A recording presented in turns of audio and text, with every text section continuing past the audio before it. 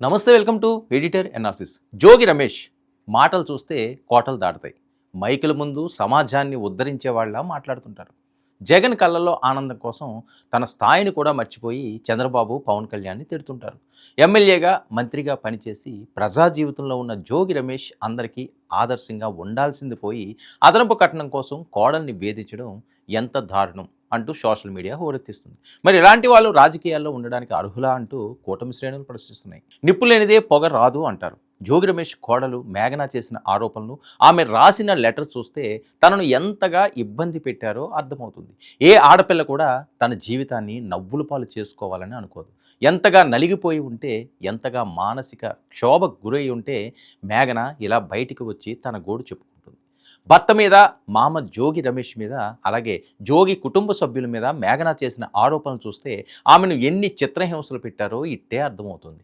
అదనపు కట్నం కోసం తనను శారీరకంగా, మానసికంగా తీవ్రంగా వేధించడమే కాకుండా పలుమార్లు తనను హత్య చేసేందుకు ప్రయత్నించారంటూ జోగి రమేష్ కోడలు మేఘన పోలీసులను ఆశ్రయించారు.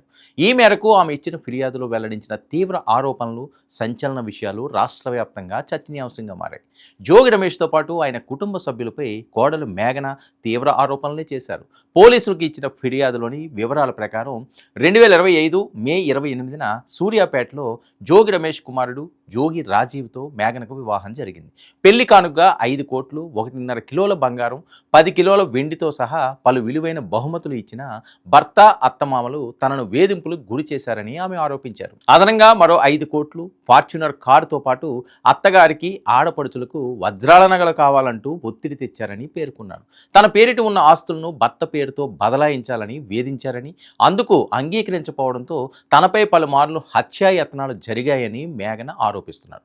మరి మామ జోగి రమేష్, ఆయన సోదరుడు రాము, స్వామి అనే వ్యక్తి తనను టెర్రస్ పై నుంచి తోసేయాలని ప్రయత్నించారని తెలిపారు. గతంలో గోవా పర్యటనలోనూ పడవ నుంచి నీటిలోకి తోసేందుకు యత్నించి ఆ తర్వాత ఒక నిర్మానుష్య ప్రదేశంలో తనను వదిలేసి వెళ్ళిపోయారని ఆమె ఆవేదన వ్యక్తం చేశారు. ఇక ఈ ఏడాది ఏప్రిల్ 13న రాత్రి తనపై కుటుంబ సభ్యులు భౌతిక దాడికి పాల్పడ్డారని మేఘన తన ఫిర్యాదులో ప్రత్యేకంగా ప్రస్తావించారు. భర్త రాజీవ్ చున్నీతో తన గొంతు నులమగా మామ జోగి రమేష్ దిండుతో ముఖంపై అదిమి పెట్టి ఊపిరి ఆడకుండా చంపాలని చూశారని ఆరోపించారు. ప్రాణభయంతో వేడుకోవడంతో చివరకు వదిలేశారని పేర్కొన్నారు. తాను పూజలు నిర్వహిస్తుంటే అవమానించేవారని, తన అత్తమామల కుటుంబం క్రైస్తవ మతంలోకి మారిన విషయం తనకు ఆ తర్వాతే తెలిసిందని ఫిర్యాదులో వివరించారు. చూడండి, ఎంత దారుణం అంటే ఎవరికి నచ్చిన మతం వారు పాటించవచ్చు, కానీ పెళ్లి చేసేటప్పుడు చెప్పకుండా మోసం చేయడం అన్నది చాలా దారుణం.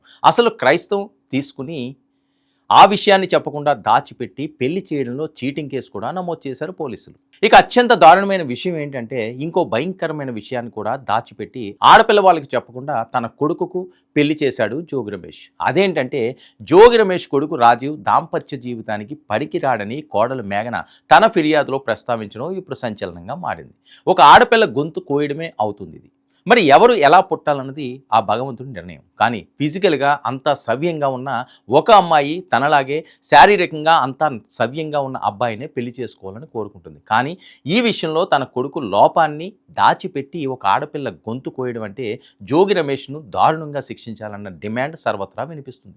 మాజీ మంత్రి కుటుంబంపై కోడలు చేసిన ఈ తీవ్ర ఆరోపణలు ప్రస్తుతం రాష్ట్ర వ్యాప్తంగా చర్చనీయాంశంగా మారాయి. మేఘన ఇచ్చిన ఫిర్యాదుపై పోలీసులు కేసు నమోదు చేసి విచారణ జరుపుతున్నారు. ఇక జరుగుతున్న పరిణామాలు చూస్తే జోగి రమేష్ కుటుంబం మొత్తాన్ని జైల్లో వేస్తారా అన్న చర్చ సోషల్ మీడియాలో ఇప్పటికే మొదలైంది.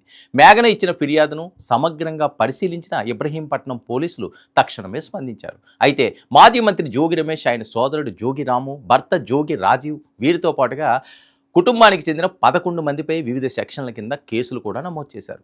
ఇక వీటిలో వరకట్న నిషేధ చట్టం, గృహహింస నిరోధక చట్టం, చీటింగ్, హత్యాయత్నం వంటి తీవ్రమైన సెక్షన్లు కూడా ఉన్నాయి. ప్రస్తుతం ఈ కేసు నమోదు కావడం వల్ల జోగి రమేష్ కుటుంబం చట్టపరమైన సమస్యల్లో చిక్కుకుంది. బాధితురాల స్టేట్మెంట్ రికార్డు చేసిన పోలీసులు ఆధారాలను సేకరించే పనిలో పడ్డారు. అధికారం, ప్రాతినిధ్యం ఉన్న కుటుంబంలో ఇలాంటి తీవ్రమైన ఆరోపణలు రావడంపై సర్వత్రా చర్చ జరుగుతుంది. మరి ఈ వ్యవహారంలో తదుపరి చర్యలు ఎలా ఉండబోతున్నాయన్నది ఆంధ్రప్రదేశ్ రాజకీయ పరంగా చాలా ఉత్కంఠ రేపుతున్న అంశం. ఏదైనప్పటికీ కూడా ఆడపిల్లకి అన్యాయం చేయడం అన్నది చాలా దారుణమైన అంశం.